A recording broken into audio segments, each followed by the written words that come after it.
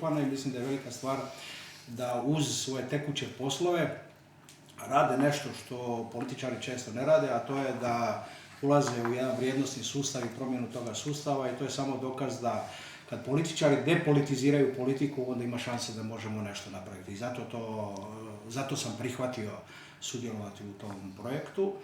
To je prva stvar. Druga, mislim da bismo morali se dogovoriti, nećemo moći na ovim sastancima, nego predsjednik da odradimo, neću reći radne grupe, ali po interesu nas nekoliko da se uhvati pojedinačnih poslova koje ćemo pripremati, pa onda pripremljene dovesti na sjednicu gdje onda ćemo u alternativi moći govoriti je li to prihvaćamo ili to radimo ili ne radimo. S tim da predlažem svakako da bi trebalo snimiti tko sve se bavi ljudskim resursima u našoj županiji i što se radi, da vidimo što institucionalno i formalno imamo, pa da onda vidimo što toga možemo koristiti, a da potom vidimo što eventualno treba novo raditi.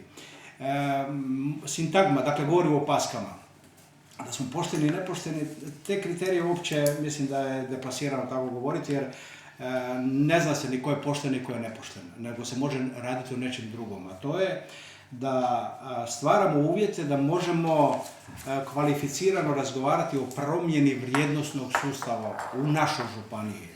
Preambiciozno da kažem u Hrvatskoj, pa kad čak kažem i ambicije su uvijek velike, a koraci su uvijek kratki. Tako da je vrlo teško naći taj omjer. A zašto to govorim? Govorim da je strašno važno ono što je opet Andrija, ne zato što je djed mome unuku, to rekao, mislim da je sjajna stvar, da jedan put prepoznamo činjenicu, a to je da ne treba nama previše pameti. Pokojni Tripalo je govorio, mi Hrvati ćemo, upotrijebiti izraz, tu su dame pa neću reći zašto, zato što smo prepametni, zato što ima previše pametni.